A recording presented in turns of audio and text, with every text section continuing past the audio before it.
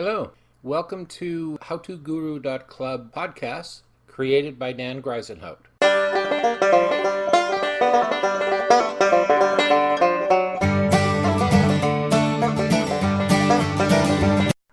Hello, and welcome to episode 31 of my podcast series, which I title Paying for Website and Blog Traffic. Growing your traffic organically can feel painfully slow, especially in the early months or even years that you are trying to build a business online. It is not uncommon for people starting out to have only a couple of real website hits a day, or even none at all as they are just beginning.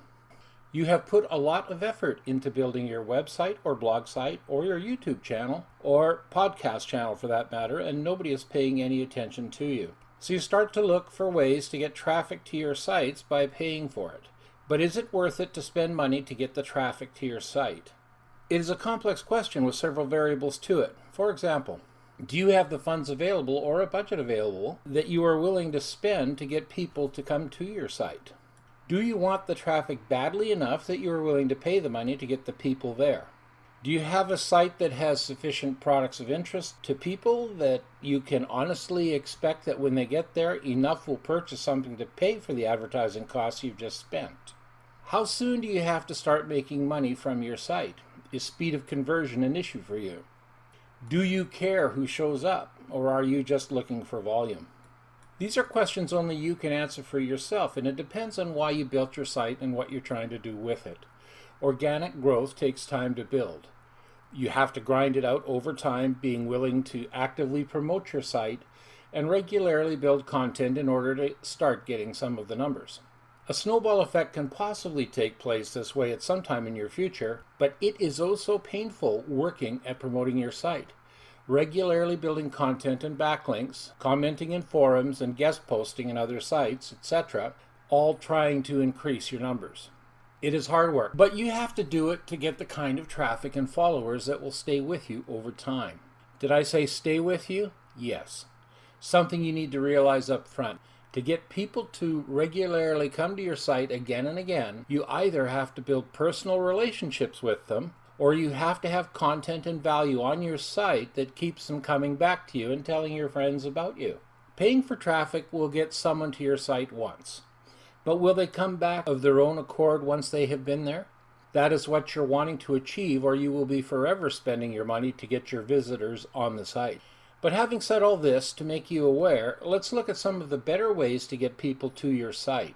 Note, I am assuming that you will be building appealing landing pages for their arrival, and that these pages will have some form of email capture form on them to try to get them to subscribe to you before they leave. Don't even think about spending money to bring them to your site if you don't have this in place yet, unless your name happens to be Amazon or eBay. Get the maximum value for the money you spend to pay for getting people to your site. So here are some good pay for traffic ideas. Create YouTube promotional or how-to videos with links to your site and promote them on YouTube. This is a very cheap form of advertising. You can get the word out with an upfront video sales pitch included at 2 cents a video view, so 50 watch promotional views only costs you about $1. Check out a site called AdFly. That's adf.ly. If you just want high volume for cheap money, you can get 1,000 hits to your site for 5 seconds each, between about 40 cents and $5, depending which countries you choose to get them from. How good your landing page is will depend on whether or not you keep their attention, as they are most likely people involved in some sort of deal where they are viewing dozens of sites to earn a penny or two in income. Not exactly a targeted viewing audience. But you can get them to your site for the few seconds guaranteed. For example, the other day on this site, I spent $8 as a test on a global 40 cents per thousand deal they had going. I got about 20,000 people to my site, resulting in 7 sign-ups for my newsletter. If you want good quality, targeted leads to your site and are willing to pay 50 cents or more to get each one, Facebook boost posting is the best game in town. You can narrow down your leads to gender, age range, demographic, and even geography. You can get exactly the kind of person in the location you want to your site, but you will be paying for it. Next, try writing an ebook. Get it on Amazon Kindle and either give it away or give it away cheap enough that it can get into the Kindle KDF program. Be sure to put links to your site in the book. You can then promote your book through Amazon at low cost, make sales revenue from your book as well, which may cover your advertising costs and maybe even earn you some extra revenue and get leads to your site at the same time. Twitter advertising is doable as well, but I have found them to be very expensive for what you get. Facebook and YouTube are much more preferred. Google AdWords needs to be mentioned as well, an important option as Google has the largest search engine in the world, and you can specifically target keywords and keyword phrases to bring people to your site.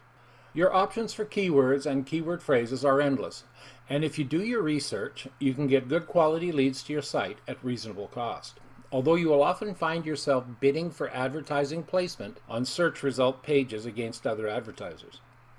One important notice you need to be aware of. If you are running an AdSense enabled website or blog site, do not run paid traffic at it. You could lose your AdSense privileges with Google as running paid traffic to your site goes directly against their agreement rules under the contract you signed. Be aware of this restriction. People have lost their AdSense accounts with Google because of this. What I have done is create one site that is not Google AdSense enabled, and I sometimes run paid traffic against it. And my other primary site, which is AdSense enabled, does not get paid traffic to it. I grow that one organically.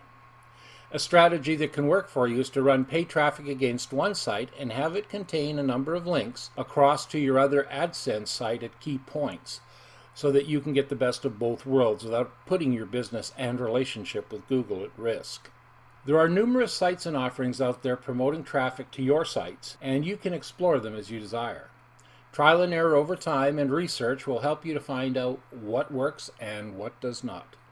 If you're in this for the long haul, over time you will develop the best traffic generation models that fit your business. Bye for now. If you like the content that I'm creating, be sure to visit my website at howtoguru.club. That's HOWTOGURU.CLUB. You can also sign up to receive my Hints and Tips newsletters and gift downloads at howtoguru.club/signup.htm. HowToGuru.club is a free training site I've built to help people wanting to build or improve their home-based businesses. So be sure to take a look around the site and add my site to your list of favorites for future reference. New content is appearing there regularly. See you soon. Bye-bye.